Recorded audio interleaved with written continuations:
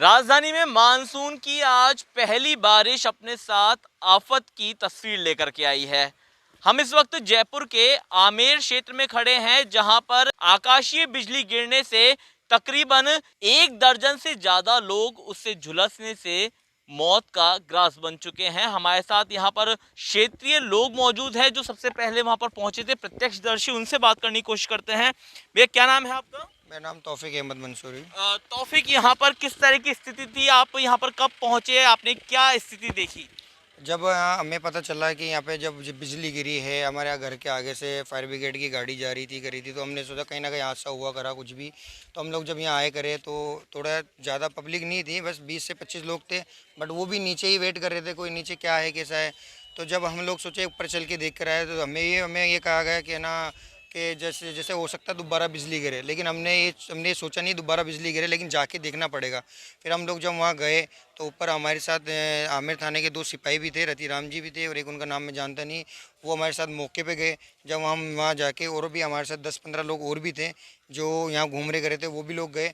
जब वहाँ जाके देखा तो वहाँ पे बहुत गंभीर तरह से बहुत ज़्यादा हालत ख़राब थी, क्योंकि एक इतनी ऊपर पहाड़ी पे चढ़ के वहाँ जाके अब जब हम लोग गए तो हम लोगों को देखा नहीं गया, हमारे आंखों से आंसू आने लगे।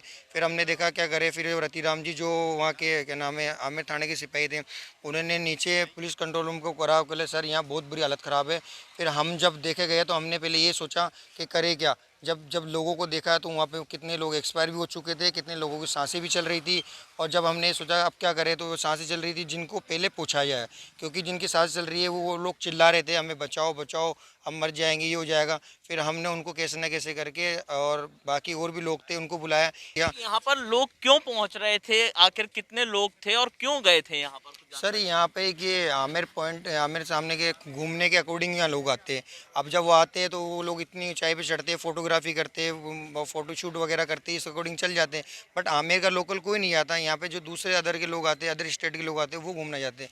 और आज सबसे ज़्यादा जो अदर स्टेट के लोग हैं, जैसे सीकर के भी मिले हमें और अमृतसर के भी मिले हैं, जयपुर के भी मिले, एक आमिर का भी मिला है भाई, एक बच्चा ही है। बाकी हमारे को एक बिल्कुल श्योर हूँ 100% कि इसमें जो अब जब सिविल डिफेंस और अगर तलाश करेगी तो इसमें और भी बॉडियां मिलेगी यहाँ पर, क्योंकि हमने प्रथम दृष्टया बताया जा रहा है कि करीब 3 दर्जन लोग यहाँ पर अब तक यहाँ पर उनका रेस्क्यू किया जा चुका है और 16 लोगों की बताई जा रही है कि एसएमएस उनको पहुंचाया गया और वहाँ पर उनकी मौत की खबर यहाँ पर आ रही है। आगे यहाँ पर आप देख सकते हैं वर्तमान में सिविल डिफेंस यहाँ पर पूरी तरह से तैनात है और अभी भी रेस्क्यू किया जा रहा है।